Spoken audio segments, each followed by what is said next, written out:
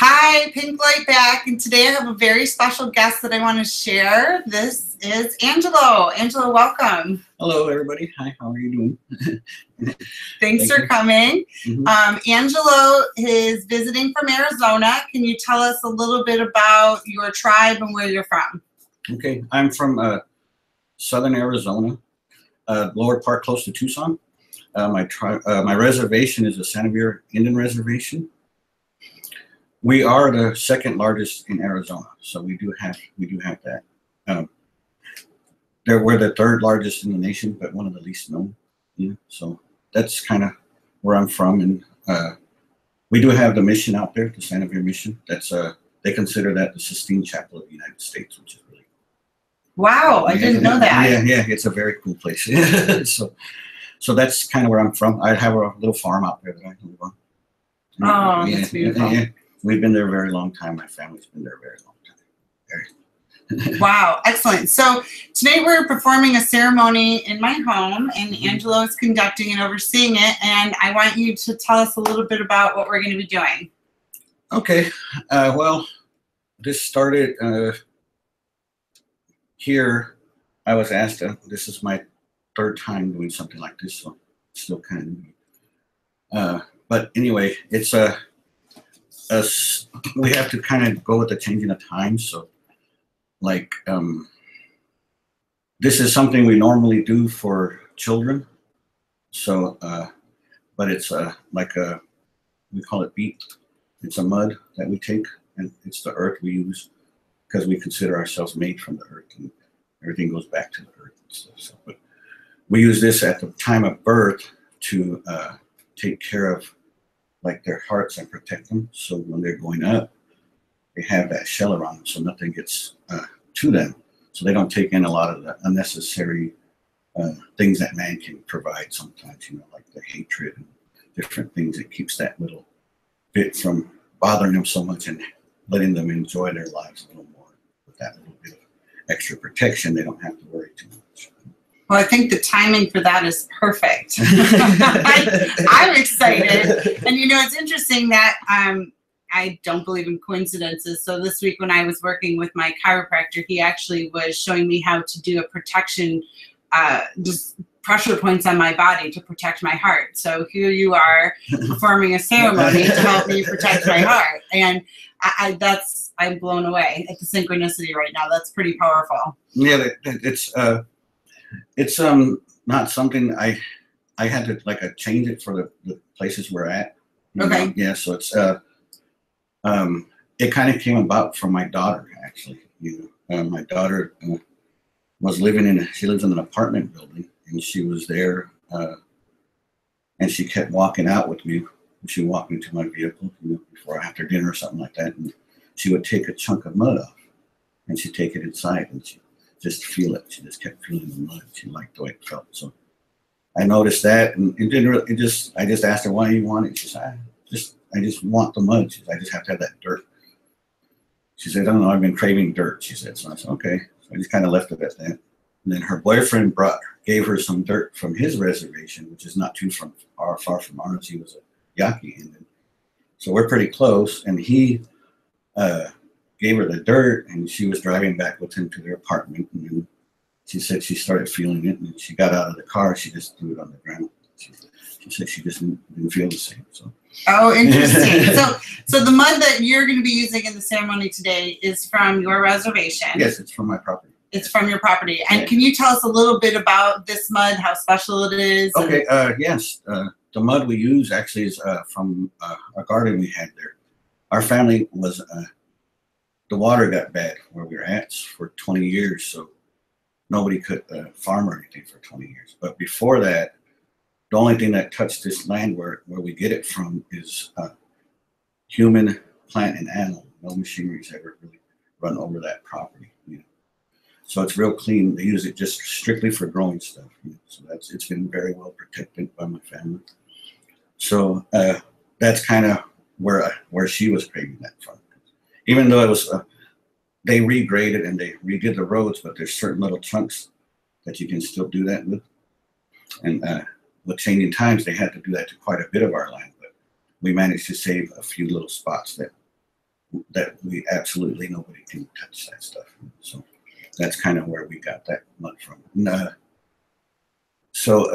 And it's like a clay. It's real slippery. It's real sticky. When you feel it, it's a really fine, good feeling. You just want to rub it on your hands and play with it. So that's where it came from. And the farm we have right now is called the Santa Vera Farm Co-op, but it's a big acreage farm. We're just starting after 5 years. It's been a few years now, but we're since the water was bad and we got some of the CAP water, we're now trying to bring back all the stuff that was there. All your crops and stuff. Yeah, it's really cool because when I first moved after my dad passed away, he was there. It was empty for 3 years, so I decided after a long time I was pretty happy where I was at. So we decided that I would take it over, and I started seeing animals there that we thought were gone. Like a badger was living in your house. Oh my gosh! And we hadn't seen a badger there in years, but the water brought everybody back. So we're starting to bring back. There's eagles out there. There's hawks out there because nobody hunts out there. So those animals are now having a little refuge. And you should see the pigs. The wild pigs are just huge. They don't even run. They're just kind of slow. And people can order food from your co-op, right? Yes, from yes, your farm co-op. Yes, they can. I'll put a link down below so that you can look up Angelo's farm co-op. I know I want to order some food from there because you're not using pesticides. No. It's not genetically modified. No. Very healthy. No machinery running over this land. Just toiled by human hand. Yeah. And Yeah. And there is a lot of the beans that you can't find anywhere. They're unique to our area. So it's really cool. Fantastic. So now, how long have you been performing this specific mud ceremony? This is actually going to be my third time. Oh, your third time? Yeah. We actually kind of got off track a little bit there, but that's why when I came out here the first time, I saw a need from people. It was a need, almost like a disconnection from Earth. Yes. Yeah, because there's so many people here busy walking on concrete, always busy. And without thinking about it, because it's so common for us, to native people to, when you say Earth, everybody kind of knows what to do. Everybody knows if you need that thing, because we're all considered minerals and water and all that stuff. So sometimes you lack that part of you. And sometimes you get that anxiety. You don't know where it's coming from.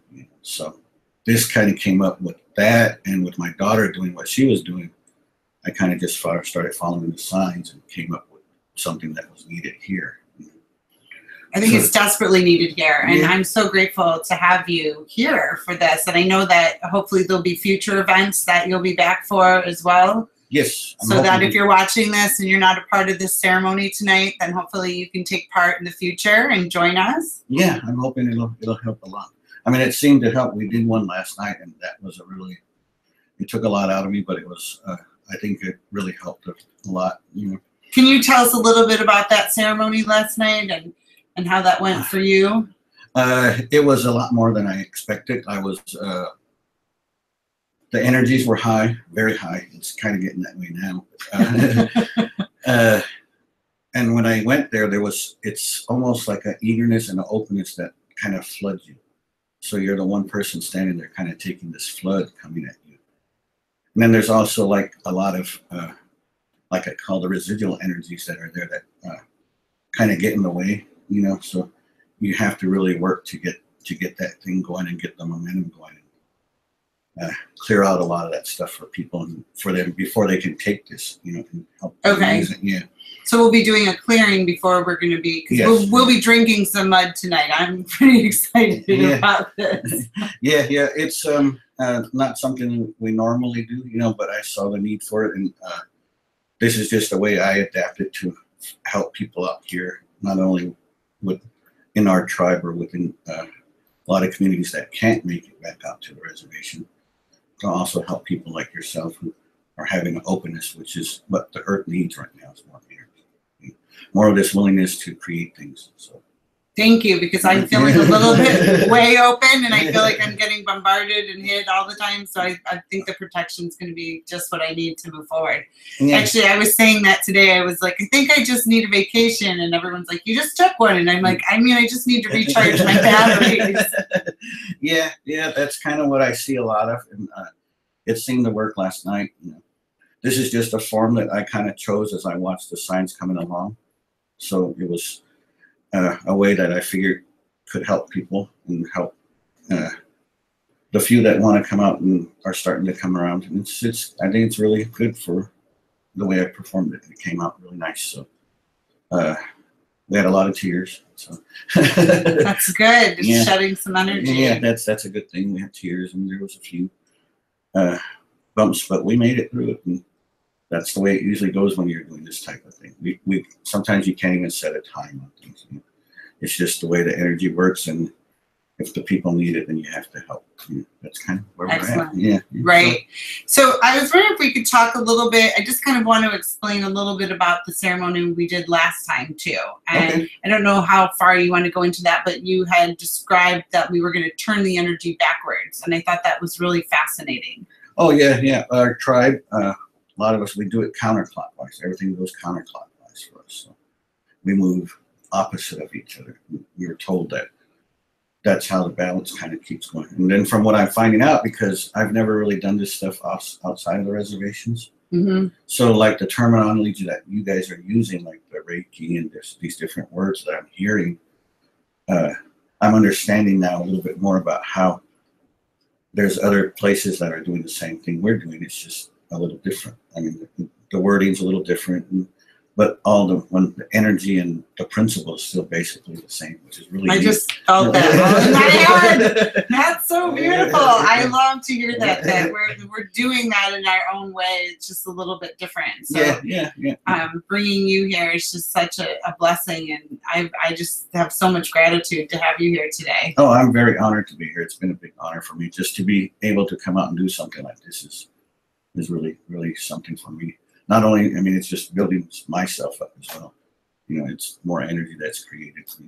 I try to do as much as I can with ceremony, but it's something same thing. Everybody gets overwhelmed and you're trying to do all this stuff. And so it's good for me to start getting back into the ceremonies myself. So I'm enjoying it as much as everybody else is.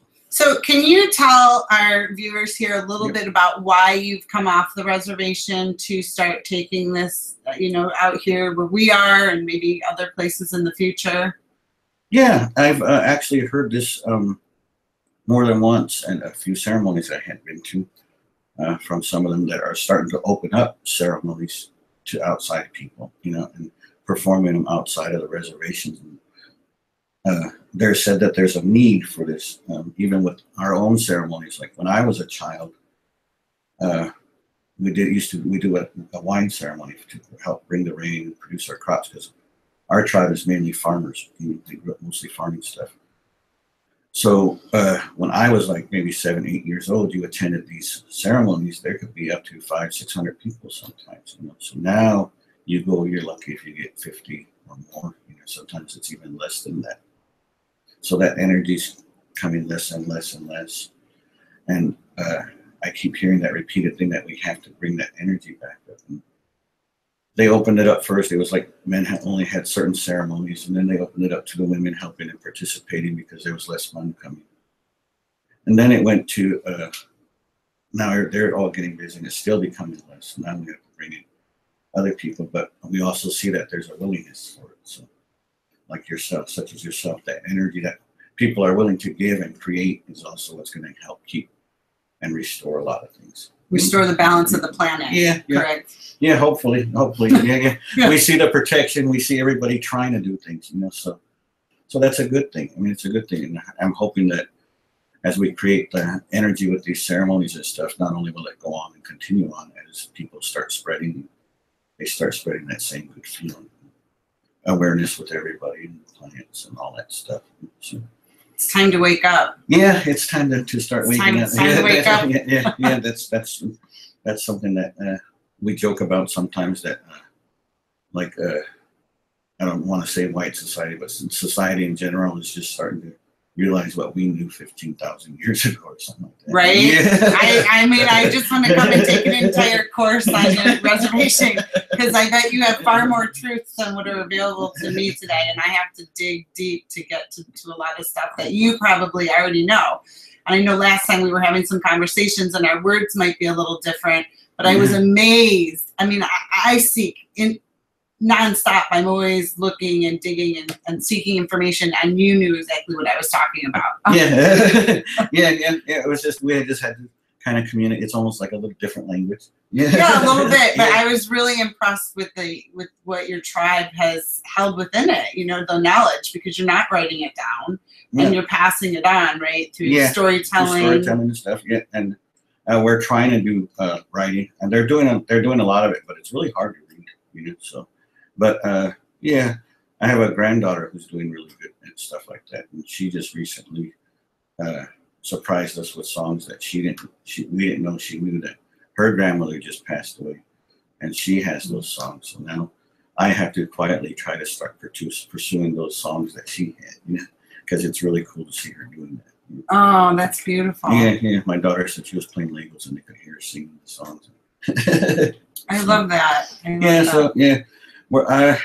For me, it's trying to awaken some of my own stuff and trying to create, because our community is even becoming disassociated with, you know, just because of the same things, everyday life. You got to make money.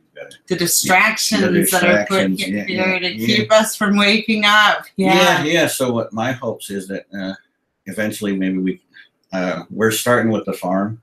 We're trying to create the farm and try to bring in the community to that and create that kind of as a hub, and kind of go from there and start hopefully bringing back that energy, not only within our community, but opening it up to everybody else. So we're starting markets out there. We're trying to do things in community outreach and things like that. So I love it, because it's going to take us unifying, all coming together from all the different tribes, right? From, yes. You know, the white tribe, your tribe, whatever tribe we're from, we're all one at the end of the day. I believe in the one, you know, consciousness of one. So I'm so grateful that you're here. I'm so excited to take part in the ceremony tonight. Yeah, I'm really looking forward to it.